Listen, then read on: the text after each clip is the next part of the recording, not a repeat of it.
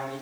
I did a Baroque concert about a year ago, also in this the season of the treacherous weather, and maybe we'll have more.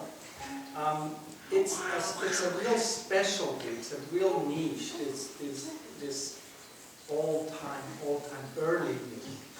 These guys all day get up every morning at 6 o'clock exactly and play early music every morning.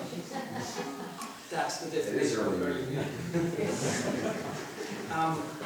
No, but just sitting over there, enjoying the recorders and enjoying the viola da gamba, it really brought it home again to me that these instruments really are closer to the human voice. We have the modern violin that is, a little bit more punchy than this, but these gut strings produce a sound that is closer and to the human voice, and the expressions we're encouraged to do also mimic the expressions almost of speech, and we're encouraged to play the music as if there were text in the music, as if we were singing a song and phrasing like a word is being phrased. So these are all wonderful things, and I'm a novice, so I met Reiner in Lancaster. We taught together for many years, but then he asked me to play a concert with him, and we had so much fun. We did it a couple of times, and that's where I first got in touch with the Baroque bow, which is very different. It's shorter and a very different feel. It's much lighter. There's no metal on it. I hold my bow without touching the hair, but the viola da gamba actually touches the hair. Did you tighten the hair? Yes. So this is how I operate the bow, and it puts weight into the hair where it contacts the string. So someone lent me a bow for I believe the second concert we played together, and I was hooked. I had to get into it more, and I took some lessons and got familiar with. I'm still struggling with the gut strings. I grew up with gut strings, but they are so finicky to play. I don't know. Donna doesn't make it sound like that. But they are very finicky. They make noises all the time when you don't want them to. But I enjoy it. So that's where I met Reiner. And then we played some concerts together in Philadelphia. And I haven't been in touch with him for 4 or 5 years. And you were on that concert, right? Donna was on that concert. So I actually tried to get her last year, but she's so busy, I couldn't get her last year. So we had a Baroque cello last year. Now this is the true viola da gamba, which, why don't you talk a little bit about it? So you can see that it has quite a few more strings than the violin family. This is a large bass with 7 strings. I have a low A. It goes lower than the cello's lowest string, and I have a high D, which is higher than the cello's highest string, so it's quite a range. And then there's a whole repertoire of music that treats it quarterly. And so I could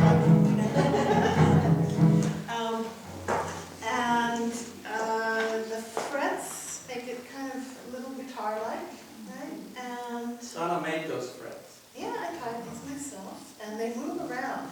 You can tune your instrument, you can tune your viol to match the exact tuning of the harpsichord, which is really useful. It's got a different kind of sound than the cello. You can hear it, right?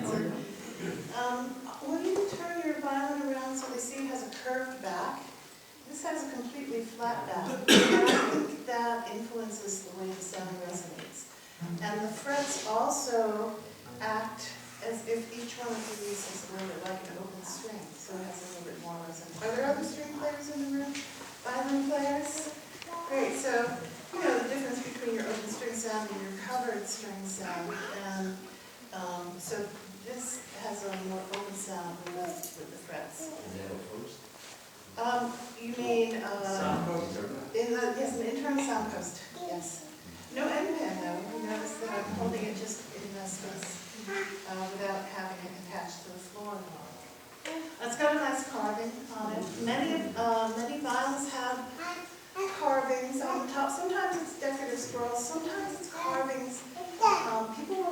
commission carvings of their own likeness, or the likeness of a mistress or spouse or child. Let's see.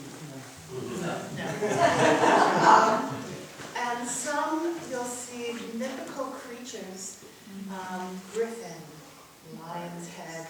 I've seen a dolphin carving, I've seen a unicorn carving. So they're really very beautiful. If you Google viola da gamba image search, you'll see the most amazing, beautiful instruments and carvings and decorations.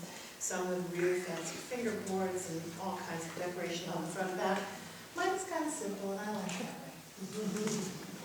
Can I say one thing about the next piece? Oh, yeah. You were talking about the violin and these instruments all sounding so much like the human voice. The next piece, well, you talk about the next piece with the non-human voices that you'll hear coming out of our instruments. I will. On the harpsichord, we have Louis Baroque, and I met him playing an orchestra job where he was the harpsichord player. And it was in between rehearsals. In between rehearsals, we had a rehearsal, 2.5 hours, and dinner break, and then another rehearsal. Louis says, "Who would like to read some Handel sonatas?" And I said, "Yeah, sure." And we read through half of the book of Handel sonatas, and he says, "I have a gig for you." So we played an all Jewish Baroque concert, if you can imagine that. If it exists, Louis will find it. And so that's how I met Louis, and here we are all together. We had a whole Baroque orchestra. We had a whole Baroque orchestra and voices. They play together independently also, right? You've all played together. So it's a happening, and it is here in Schuylkill County. And yes, the next piece is by Weber, who was a virtuosic violinist of the times, and it's called Sonata Representativa because it represents animal sounds. So You'll figure them out as we go along. I wrote them down in ancient German. There's a frog, there's a cat, there's a nightingale. Do we know what a cuckoo is? Yeah. Cuckoo, musicians know what a cuckoo is, but I don't think we... Some of us are cuckoo, right? It's a bird that's mostly heard in Europe.